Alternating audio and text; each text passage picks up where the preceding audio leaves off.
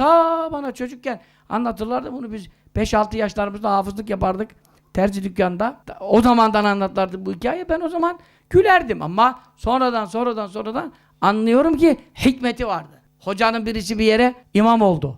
Fakat ölüden çok korkuyor. Bazıları öyle korkabilir. Hepimiz de korkarız ha. Bakma sen milletin içinde korkmadığımızı. Ölüyle bizi bir yere koysalar, tıkasalar bu akşam uyuyamayız yani. Niye uyuyamıyorsun? O zaten yatmış uyuyor. Sen de yat. O da ya bu birden bir kıpırtar. Bir şey olur lan, nereye kıpırdayacak? Herif zaten sağlam olsa da kıpırdasa bir şey yapamıyordu da. Ölüyken kıpırdasa ne yapacak? Sanki ölüyken başka ruh girdi ona falan. Adamın aynı ruhu çıktı. Girse de bir şey fark etmez, dirilse de. Ama öyle konuştuğumuza bakma, korkarız yani. Böyle bakıyor adam, biliyor musun? Hoca da o zaman devletten maaş almıyor, milletten maaş alıyor. Millet kabak verecek, tavuk verecek, hoca yiyecek. İş yapmayan hocaya öyle yok. Efendim tavuk mavuk, kaz ördek yok. Dayanırlar kabak. Bu sefer ne yapacak? Efendim dediklerini yapacak. Hoca dua ediyor, ya Rabbi bu köyde bir cenaze çıkarma diye. Ulan bu millet senin hatırına kıyamete kadar mı yaşayacak? İlla bir cenaze çıkacak. Derken bir cenaze oldu. Eyvah! Hoca efendi salaver, ölü var. Yandık dedi. Karşıki köyden imam getirse seni niye tuttuk derler. Hem seni besleyeceğiz, cenazeyi karşıki köyden imam çağıracağız. Bir şey de yapamadı. Meslek elden gidecek. Bu sefer tamam, ne oldu?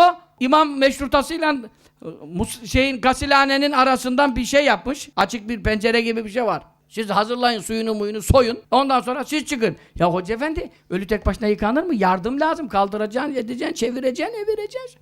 Ben tek başıma yıkıyorum. Benim adetim böyle. Siz bir şey karıştırmayın. Ondan sonra ta öteden efendim suyu atıyor. Hiç el değemiyor ölüye. Şarıl şarıl böyle atıyor. Ondan sonra hadi yıkandı diyor. Alıyorlar gidiyorlar. Zaman geçiyor.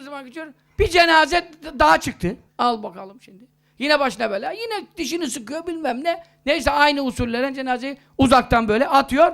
Yine de bakıyor yani. Kıpırdıyor mu, ediyor mu? Korku acayip bir şeydir. Of tabii köyde bir müezzin vardı. Meczup yani. Şimdi hoş adam. Cemaattan biri kızdırmış onu, biliyor musun? Bak hocaları kızdırmaya gelmez. Eline düşersin bak. Eline düşersin. Kızdırmış onu da çok. Köylerde de çok oluyor böyle, biliyor musun? İstanbul'da bu camiye kızsa alttaki camiye gidiyor. Köyde nereye gidecek? Hep aynı adamla yüz yüze. Kızmış ona bilmem ne. O da meczup, iyi bir adam da yani. Öbürü de öldü bu sefer. Düştü bunun eline. Ulan diyor, hiç bunun suyunu diyor ılıştırmadım diyor, biliyor musun? Buz gibi suyu diyor böyle yap diyor. Alıyorum diyor böyle. Bir atıyorum diyor. İyi ediyor bana diyor. Meczup adam yani şimdi. O onu zannediyor ki sağ gibi, biliyor musun? Ama hakikaten de sağ gibidir diyor ya. Sağken kemiğini kırmak neyse, ölüyken kırmak aynıdır diyor. O şimdi soğuk su döktüğün zaman canlı adam ne yapar? Yapacak. O şimdi diyor ona bir atıyorum soğuk suyu diyor böyle, iyi ediyor bana diyor. Ulan ölü eder mi sana öyle? Ama o şimdi kafaya taktı ya, ben buna acı veriyorum diyor yani. O da şimdi efendim atıyor, suları boşaltıyor. Hadi çıkarın gidin diye, işi bitti. Ya millet oturuyor köyün meydanında. Diyorlar bu hoca bir acayip adam. İyi hoş da bu cenaze yıkamasından hiçbir şey anlamadık. Siz şahit oldunuz mu? Yok. Ben şahit olmadım, yok. Bir tane muzip kalk dedi. Ben yarın öleyim bari.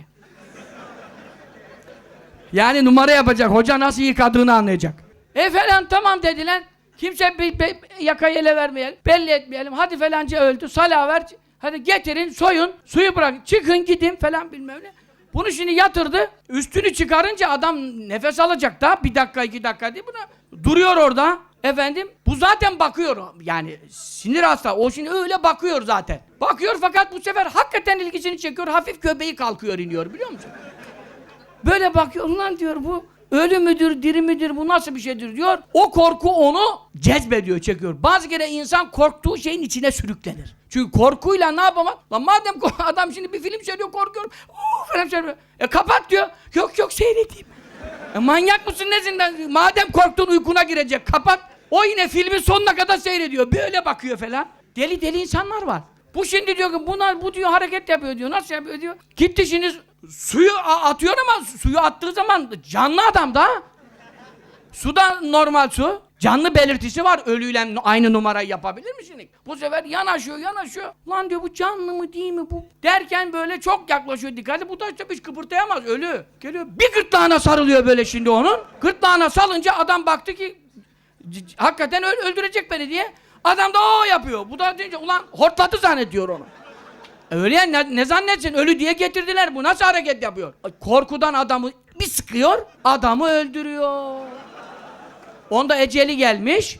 Öyle çok var. Mezarın içine gitti burada bizim. Allah selamet versin. Hafız abinin babası beni. Mezarın içine kazılmış mezar orada. Geçen yine oldu burada Edirne Kapı'da. Adam şey bitti. Cenaze gömüldü, bitti, gidiyoruz. Orada bir kazılmış yeni mezar buldu. Dedi şunun içine bir yatayım. Yattı, öldü orada. Geçen birinin başına geldi. Tabii. Bizim Hafız abinin babası derdi. Ya derdi, ananın mezarına bir şey mi oldu acaba? Mezarını gördüm falan. Gitti mezarına, o da orada öldü. Öyle çeker efendim. Bu da şimdi dedi ya, ben yarın öleyim bari. İşte bak, görüyor musun? Hakikaten eceli gelmiş. Adam onu boğdu. Bu sefer millet de dışarıda. Ne olduğundan haberi yok. Çıktı bu dışarı.